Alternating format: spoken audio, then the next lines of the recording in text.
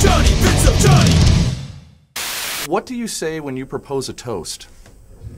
Actually, we were in Russia not so long ago, and they spend probably 95% of their lives toasting each other around the table, and I just absolutely said nothing because there was no subjects left to cover at that point. This guy covered everything. You know, a spoon would fall off the table, and the guy would, oh, let's raise a toast to the spoon that just fell off the table. Wow. Okay, you know, stand up again, sit down, you know, manage to eat something before another toast comes along, you know. And what were you guys drinking for a toast? I wasn't drinking anything crazy. I leave that stuff alone, man. Oh, yeah? You know, it's not me. Yeah. It's not. I mean, I didn't drink actually for 15 years. I gave up all alcohol, you know. Really? And now I only drink beer because I know it's safe, you know. Right. I mean, like, people have turned up at the gigs with moonshine. And, God. you don't know where that stuff's come from. Yeah. And nothing's going to pass my lips that potentially might poison me. You know, I'm just not going to take that chance. You know what I mean? Well, not to mention, you guys, you've had death threats in the past. Have done. Yeah. That's crazy. Talk a little bit about that. What happened with that? Yeah, basically what happened seems a little was, over the top. Well, actually, I'll give you the sort of full story about South Africa. What basically happened was we had an offer to go down there. This is way back in the day. Yeah. When the Troubles had only just apartheid, you know, was still in its throes. You know, it had kind of ended, but there was still stuff going on. And we got an offer from there. I said, look, I mean, as you might imagine, I was like, look, I don't mind going, but I'll tell you now, I'm not going any places that were associated with that regime. I couldn't live with myself, you know.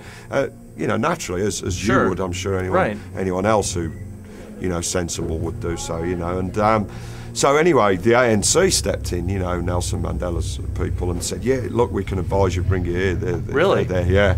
And the promoter used them, you know, to do that. And it all worked out great, you know. But of course, with us going there and knowing the way the band is and the philosophy of the band, there's some people that clearly were not happy, you know what I mean? And I went out a week earlier and I did loads of like community stuff, like I went to community centres and orphanages and tried to, you know, spread the word about equality and stuff like that, as you do, you know.